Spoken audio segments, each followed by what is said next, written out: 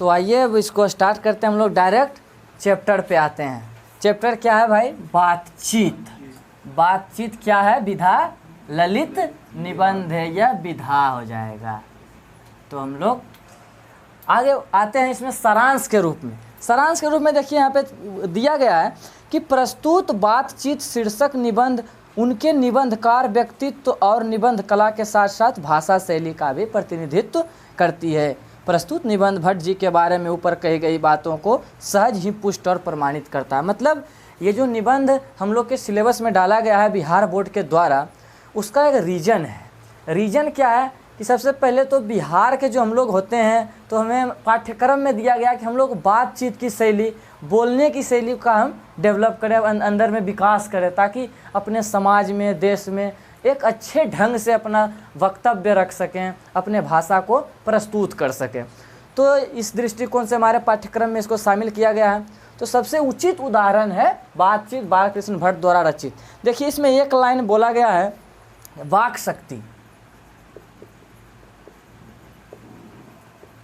वाक शक्ति, ये वाक शक्ति क्या है? तो वाक शक्ति के बारे में हम लोग यहाँ जानेंगे। बोलने की क्षमता। अगर व्यक्ति के पास वाक शक्ति ना होता तो क्या होता? हम लोग गूंगे होते, सब लूंज पूंज कहीं कोने में पड़े होते, जानवर की तरह, ना ही खाना मांगते, ना ही कुछ, जैसे जो होता हम मानव की तरह हो ही नहीं सकते थे। तो बालकृष्ण भट्ट ने कहा कि वाक शक्ति मानव में एक वैसा वरदान है प्रभु द्वारा दिया गया, जिससे हम अपनी भावना को व्यक्त कर सकते हैं। भावना, दुख, सुख, प्रेम, कुछ भी हो सकता है। तो यहाँ पे वाक शक्ति का मतलब कि हमें जो भगवान के द्वारा दिया गया एक अचूक, एक ऐसा यंत्र है जो हम अपने जीवन को आगे प्रवाहित करने के लिए प्रयोग करते हैं। वहीं बात करें तो दो बातों में वर्णन किया गया बातचीत का जो तरीका होता है। पहला जो है वाक शक्ति का हम प्रदर्शन कहाँ पे कर सकते हैं? तो नंबर 1 बातचीत में, और नंबर 2 स्पीच, जिसको हम लोग क्या बोलते हैं? भाषण। भाषण ही समझिएगा। वाक शक्ति का यहाँ जो उत्कृष्ट प्रदर्शन देखने को मिलता है वो बातचीत और स्पीच, भाषण में। ये दोनों बारे में हम लोग समझेंगे। बातचीत जो नॉर्मल हम घर में बातचीत करते हैं, कभी कभी हमें बातचीत की ऐसी लत लग जाती है कि खाना पीना सब छोड़ देते हैं, 2 घंटा 3 घंटा फ़ोन पे बातचीत करते रहते हैं। तो यहाँ पे जो अपना पर्सनली बातचीत का तरीका है, उसमें क्षमता हमें क्या है, हम जब बोलते हैं तो कितने लोग हमसे प्रभावित होते हैं। तो वहीं दूसरी तरफ इसको हम भाषण के तरफ रखेंगे, स्पीच के बारे में। कुछ ऐसे वक्तव्य, कुछ ऐसे नेता होते हैं जो अपने भाषण में सभी को जोड़ लेते हैं। उनमें बोलने की एक अलग क्षमता होती है, अलग शक्ति होती है, उससे भी व्यक्ति प्रभावित होता है। तो बातचीत या स्पीच, आप इसको अलग अलग श्रेणी में रखिएगा, क्योंकि भाषण जो होता है और बातचीत हमें एक दूसरे को प्रभावित ही करते हैं। ऐसा जो कहाँ से उत्पन्न होता है? तो वाक शक्ति से। अगर हमें वाक शक्ति ना हो, एक गूंगा व्यक्ति या फिर जो गूंगे जो होते हैं, एक दिव्यांग होते हैं, तो वो अपनी भावना को प्रकट इशारों से करते हैं, हाथों से करते हैं। लेकिन एक स्वस्थ व्यक्ति जो होता है, जो बोल सकता है, वो बातचीत के माध्यम से और स्पीच के माध्यम से कर सकता है। इसका एक उदाहरण इसमें दिया गया है कि स्पीच से बातचीत का ढंग निराला होता है। मतलब एक लाइन में दिया गया प्रश्न, 1 लाइनर है। क्या है 1 लाइनर? इसको समझने का हम लोग प्रयास करेंगे। 1 लाइनर जैसे ही हम बोलें, इसको नोट करने का प्रयास कीजिएगा, या फिर आप अगर बुक पढ़ रहे हो तो इसको अंडरलाइन करिएगा, क्योंकि 1 लाइनर बहुत मेहनत से निकाला जाता है और खुद पढ़ने के बाद इसको निकाला जाता है। तो स्पीच से बातचीत का ढंग निराला होता है। देखिए इसका हम सामाजिक प्रयोग बताते हैं आप लोगों को कि कैसे निराला होता है। कभी कभी आप लोग देखे हो, पहले इस लाइन को पढ़िए कि स्पीच से बातचीत का ढंग क्या होता है? निराला मतलब कह सकते हैं अलग होता है, रोचक होता है, कान प्रिय होता है, मतलब कान को सुनने में प्रिय लगता है, सुंदर होता है और आकर्षक होता है। मतलब बहुत इतना निकल के आ रहा है स्पीच। तो हम डायरेक्ट आपको उदाहरण में लेकर चलते हैं। इलेक्शन के समय नेताजी को आप लोग देखे होंगे कि भाषण देने के लिए उनके आगे में एक पेपर रखा हुआ रहता है, स्पीच भाषण देने के लिए। तो वो तैयार करवाया जाता है, जिस क्षेत्र में वो जा रहे होते हैं, जिस जगह पे वो जा रहे होते हैं, उस दृष्टिकोण से उस भाषण को तैयार किया जाता है और उसमें हमेशा सकारात्मक चीज़ों को ही रखा जाता है। जो सकारात्मक चीज़ जो जनता को सुनने में अच्छा लगे, उनको खींचे अपने तरफ, तो निश्चित ही वो उसमें इतना सारा गुण को ध्यान में रख कर ही तैयार किया जाता है स्पीच। और बातचीत को अगर वहीं पे हम रखें तो बातचीत आप क्या कर सकते हैं? बातचीत दो व्यक्ति के साथ कर सकते हैं। क्या आप बातचीत कर सकते हैं? निश्चित ही घर परिवार, खाना पीना, इससे ज़्यादा आप क्या बातचीत करिएगा? हमें निर्भर करता है कि हमारी बातों को सुनने के लिए सामने वाला व्यक्ति कितना तत्पर है, तब रोचक हो सकता है। इसीलिए स्पीच को बातचीत से रोचक समझा गया है। यह वन लाइनर क्वेश्चन है। एक यहाँ पे और दिया गया है कि बातचीत का भी एक खास तरह का मज़ा होता है। जिसको बातचीत की लत पड़ जाती है वो इसके पीछे खाना पीना छोड़ देते हैं और अपना बड़ा हर्ज कर देना उन्हें पसंद आता है, पर उन्हें बातचीत का मज़ा हुए खोना नहीं चाहते। मतलब जिन्हें बातचीत का मतलब मज़ा आता है, जो चढ़ जाता है अपने अंदर खुमारी कि हम बातचीत करेंगे। जैसे आज के वातावरण में, समय में हम फ़ोन का प्रयोग करते हैं। फ़ोन में हम देखते हैं कुछ व्यक्तियों को कि घंटा 2 घंटा बात करते हैं, तो आदमी सोचता है कि क्या बातचीत करता होगा, 2 घंटा 3 घंटा क्या बातचीत करता है। तो निश्चित ही कुछ रोचक तथ्य होता है उसमें। हम अपने पारिवारिक, हम अपने प्रेम जीवन के बारे में और बहुत सारी चीज़ों को उसमें डालते हैं, तब तो इतना लंबा बातचीत खींचता है। वो स्पीच तो है ना, स्पीच का भी एक सीमा होता है कि आधा घंटा का स्पीच होगा, 1.5 घंटा का स्पीच होगा। अगर आपको कोई 5 घंटा का स्पीच सुनने के लिए बोले तो आप रहिएगा वहाँ पे, कोई नहीं रहेगा, क्योंकि वो बोर हो जाएगा। तो आधा घंटा के अंदर ही स्पीच में बहुत सारी चीज़ों को ध्यान में रख के डाला जाता है। लेकिन बातचीत में हम एक दूसरे से प्रभावित होकर उसको प्रस्तुत करते हैं। एक उदाहरण दिया गया है रॉबिन्सन क्रूसो। रॉबिन्सन क्रूसो, यहाँ रॉबिन्सन, थोड़ा सा इसको क्या दिया है भाई, इनके बारे में हम लोग अभी पढ़ेंगे। वर्णन आया है रॉबिन्सन क्रूसो।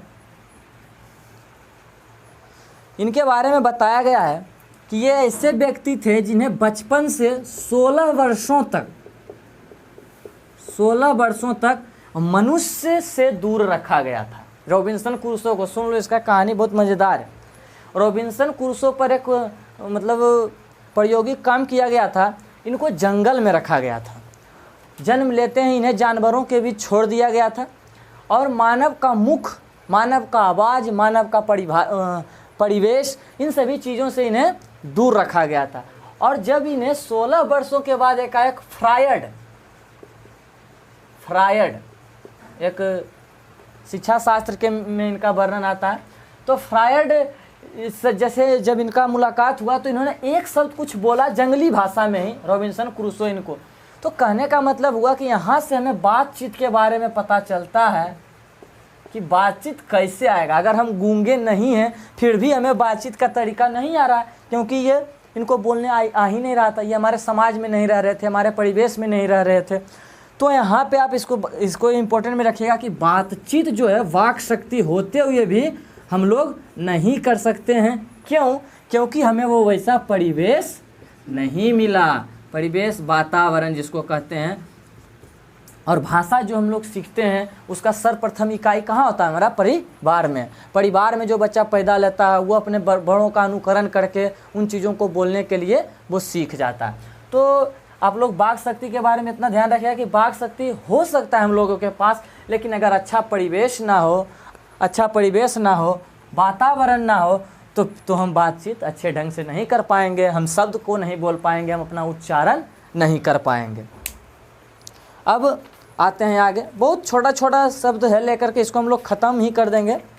एक और वन लाइनर दिया गया है कि बेन जॉनसन एक है, शिक्षा शास्त्र में ही उनका नाम आता है, और कुछ हैं जो कि निबंधकार के दृष्टिकोण से उनका इसमें डाला गया है कि बेन जॉनसन कहते हैं कि बोलने से ही मनुष्य का साक्षात्कार होता है। ये उनका परिभाषा है, नोट करना तुम लोग। बोलने से ही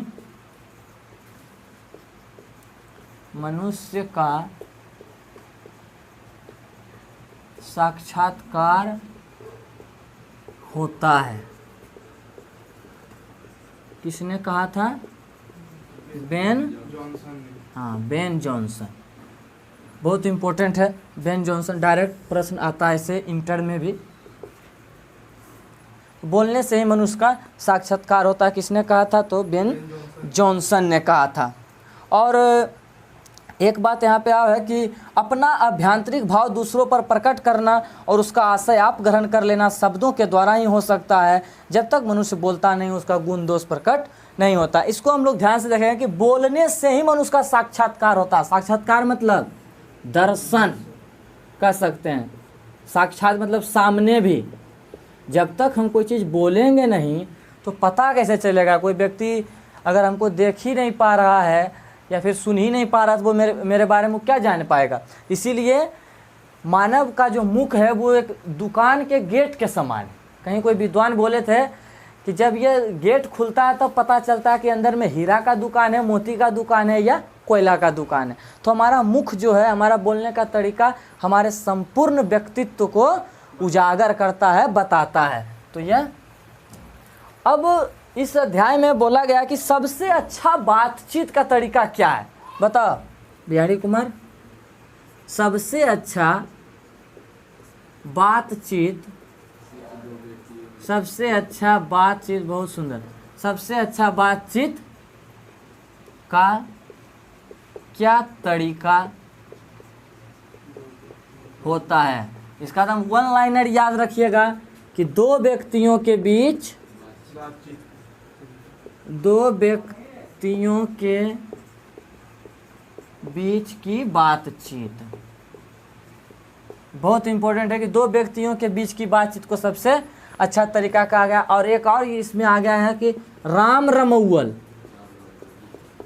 राम रमौवल का अर्थ, ये सब याद रखिएगा। ये एकदम डायरेक्ट चुना हुआ है। चार लोगों के बीच की बात, चार या चार से अधिक, चार या चार से अधिक लोगों के बीच की बातचीत। बहुत सुंदर डायरेक्ट प्रश्न है ये सब चीज़। अब एक उदाहरण हम लोग यहाँ पे देखेंगे कि अभी हमने बोला कि भाषा जो है हम लोग सीखते हैं अपना परिवार के परिवेश से, वातावरण से। तो क्या प्रभाव डाल सकता है एक व्यक्ति दूसरे व्यक्ति पर? तो बातचीत में, बातचीत इसलिए दो व्यक्ति के बीच अच्छा बताया गया है क्योंकि बातचीत में कोई व्यक्ति दूसरा व्यक्ति पे प्रभाव डाल सकता है। इसको आप लोग भी ध्यान रखिएगा नोट में कि बातचीत से एक व्यक्ति दूसरे व्यक्ति को प्रभावित करता ही है। जैसे उदाहरण के रूप में समझना कि अगर हमें एक बर्तन में गर्म दूध है, गर्म दूध है, दिख रहा है ना? एक बर्तन में गर्म दूध है और वहीं एक बर्तन में ठंडा पानी है। अगर हम इन दोनों को सटा करके रखेंगे तो क्या होगा? क्या होगा? मतलब ये दोनों एक दूसरे को अपना अपना रूप से जरूर प्रभावित करेंगे। पानी गर्म नहीं होगा जहाँ तक होगा कि दूध ठंडा हो जाएगा। इसलिए जब दो व्यक्ति आपस में बातचीत करते हैं तो वो अपना गुण एक दूसरे को देते हैं, दोष भी दे सकते हैं, लेकिन बातचीत में उनका भाषा बहुत प्रभावित करता है दोनों के व्यक्तित्व को। तो यह एक उदाहरण के रूप में था। और यह ध्यान रखिएगा, राम रमौवल डायरेक्ट प्रश्न पूछा जाता है कि इसका अर्थ क्या है। तो चार से अधिक के बातचीत को राम रमौवल कहते हैं। ये कुछ चुना हुआ प्रश्न है, बहुत छोटा छोटा ढंग से इसको तैयार किया गया है। बाकी हम लोग अब एक दो लाइन और बचा है, उसके बाद देखेंगे। और जहाँ तक बातचीत है, अगर आप लोग नए हो इस चैनल पे तो इसको सब्सक्राइब करें क्योंकि यह स्पेशल चैनल शिक्षा से संबंधित है। तो आइए कुछ और आगे बढ़ते हैं। हो गया?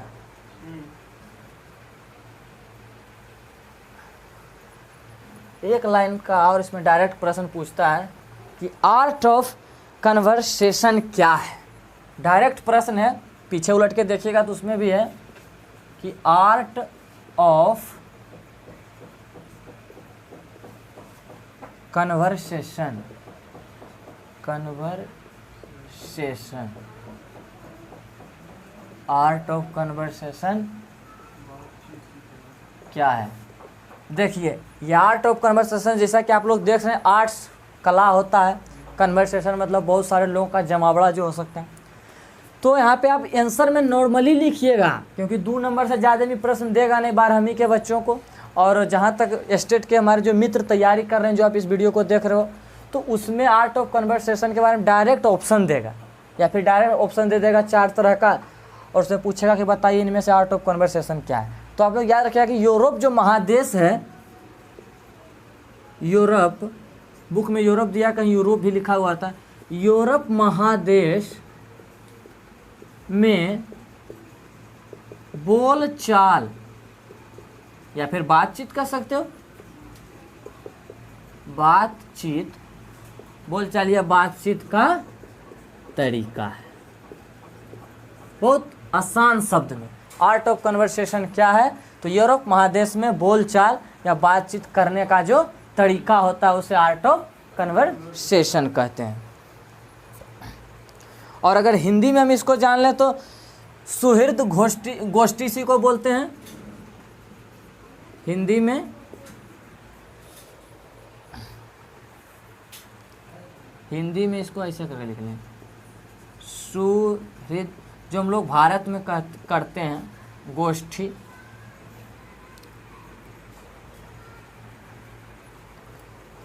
कपट नहीं, इसमें देखिए एक लाइन दिया कि सुहृद गोष्ठी इसी का नाम है। इस गोष्ठी की बातचीत का यह तारीफ है कि बात करने वाले की लियाकत अथवा पंडिताई का अभिमान या कपट कहीं एक बात में भी प्रकट ना हो, वरन क्रम में रसाभास पैदा करने वाले शब्द को बरतते हुए चतुर सियाने अपने बातचीत को सरस रखते हैं। मतलब याद रखिएगा इसको, इसके बारे में हम लोग कुछ बताते हैं अपना उदाहरण और अपने भाषा में कि क्या है सुहृद गोष्ठी। अगर इसमें कोई व्यक्ति जो है अच्छा वक्ता है, वक्ता मतलब बोलने वाला, अच्छा भाषा का प्रयोग करता है, तो उसको घमंड ना हो कि हम बहुत ऊंचे पद पर हैं और ऐसे ऐसे शब्द को बोल दे जिससे कि किसी जाति को दुख पहुंच जाए, किसी संप्रदाय को दुख पहुंच जाए। तो वो इन सभी बातों को काटते हुए और उस गोष्ठी में जहाँ पर 50-60 की संख्या में व्यक्ति होते हैं, उन सभी की भावनात्मक चीज़ों को ध्यान में रखते हुए ऐसे ऐसे शब्दों का प्रयोग करता है जो कि वो लोकप्रिय हो, जो सबों समाज के लिए अच्छा हो, सब जाति के लिए भलाई में हो। इसलिए इसको सुहृदय, हृदय होना चाहिए था लेकिन सुहृद गोष्ठी बताया गया है। तो यहाँ बातचीत का कुछ तरीका था और डायरेक्टली हमने उन प्रश्नों को किया है जो प्रश्न आप लोगों का एग्ज़ाम में आ सकता है। और रहा बात व्याख्या का, तो जो हमारे बच्चे हैं, आप लोग हमेशा याद रखिएगा कि जो एग्ज़ाम देंगे इस बार इंटर का, तो व्याख्या जो पूछा जाता है 5 से 6 नंबर का या 4 से 5 नंबर का, तो उसमें आप लोग हमेशा याद रखिएगा। जैसे कि एक प्रश्न दिया है, इसमें हम मौखिक ही करके आपको बताते हैं। व्याख्या है कि सच है जब तक मनुष्य बोलता नहीं तब तक उसका गुण दोष प्रकट नहीं होता है। समझो व्याख्या है, लिखेगा कि प्रस्तुत पंक्ति की व्याख्या करें। तो हमेशा याद रखना है कि प्रस्तुत पंक्ति की व्याख्या लिखते समय आप लोग लिखिएगा कि प्रस्तुत पंक्ति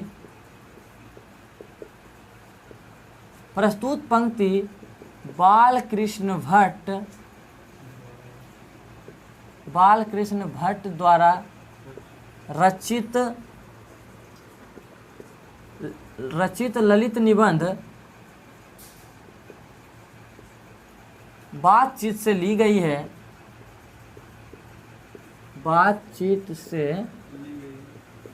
गई है, अभी एक लाइन में हमने पढ़ा है कि यह डायरेक्ट प्रश्न था कि मनुष्य जब तक बोलता नहीं उसका साक्षात्कार नहीं होता। किसने कहा था? Ben Jonson. कहीं पर एडिसन भी कुछ बोला था, हाँ एडिसन भी बोला था, उसको हम लोग छोड़ दिए। तो आप सब नोट कर लीजिएगा एडिसन के बारे में कि बातचीत हमेशा 2 व्यक्ति के बीच होता है, 2 व्यक्ति के बीच होता है। इसको आप लोग ध्यान से नोट कीजिएगा, बहुत इंपॉर्टेंट है। एडिसन ने बोला था, हाँ। तो बेन जॉनसन बोले थे कि साक्षात्कार होता है व्यक्ति जब बोलता है उसके बाद। तो यहाँ पे देखिए यही प्रश्न है कि सच है जब तक मनुष्य बोलता नहीं उसका गुण दोष प्रकट नहीं होता। तो डायरेक्ट यहाँ पे लिखना है प्रस्तुत पंक्ति बालकृष्ण भट्ट द्वारा रचित ललित निबंध बातचीत से ली गई है। और इस पंक्ति के माध्यम से बेन जॉनसन भी कहते हैं कि जब तक हम कुछ बोलेंगे नहीं, मानव कुछ बोलेगा नहीं, तो हमारा गुण दोष प्रकट नहीं होगा, जिससे लोग हमारे बारे में जान नहीं पाएंगे। तो मानव को बातचीत करना चाहिए और एक अच्छे ढंग से बातचीत करना चाहिए। आप लोग कभी सुने होंगे गांव समाज में कोई बड़ा व्यक्ति अगर कहीं आप अभद्र बात का प्रयोग कर रहे हो तो कोई बोल देता है कि बोलने का तरीका नहीं है। मतलब वो तरीका क्या है, बोलने का तरीका क्या है? तो तरीका के अंदर वही कि हम अपने बड़ों के सामने कैसे बातचीत करें, अपनी भावना को कैसे प्रदर्शित करें। कहीं आप एक बात और देखिएगा कि वाक शक्ति के बारे में हम बता रहे हैं। वाक शक्ति, जब हम लोग छोटे होते हैं तो अगर कोई मारता है तो हम लोग ज़ोर ज़ोर से रोना शुरू कर देते हैं, एकदम ज़ोर ज़ोर से। लेकिन जैसे जैसे बड़ा होते हैं तो क्या होता है, आवाज़ कम होता है और आंसू निकलना शुरू होता है। तो मतलब हम समय के साथ बड़े होते हैं और अपनी वाक शक्ति, बातचीत का तरीका, अपने समाज से प्रभावित होकर के, अपने घर के परिवार जो होते हैं, वातावरण, उससे प्रभावित होकर के हम उन सभी चीज़ों से सीखते हैं। तो आज का ये जो चैप्टर है यहीं ख़त्म होता है, वाक शक्ति। और जहाँ तक बात रहे, अगर आप लोगों को अच्छा लगे तो इसको शेयर कीजिएगा और लाइक कीजिएगा, और जो नए हो इसको सब्सक्राइब कर लें। और इस तरह से हम 11, 12 और जो हमारे बिहार स्टेट के हमारे मित्र हैं, तो एग्ज़ाम बहुत जल्द होने वाला है। क्योंकि कल शिक्षा मंत्री से कोई बात किए थे और किसी चैनल पे हमने देखा है, वो बोल रहे थे कि एग्ज़ाम होगा और लॉकडाउन के बाद एग्ज़ाम हर हालत में होगा। तो आप लोग लगे रहिए। जब तक के लिए मैं पुष्पराज कुमार आप लोगों से विदा लेता हूँ। धन्यवाद।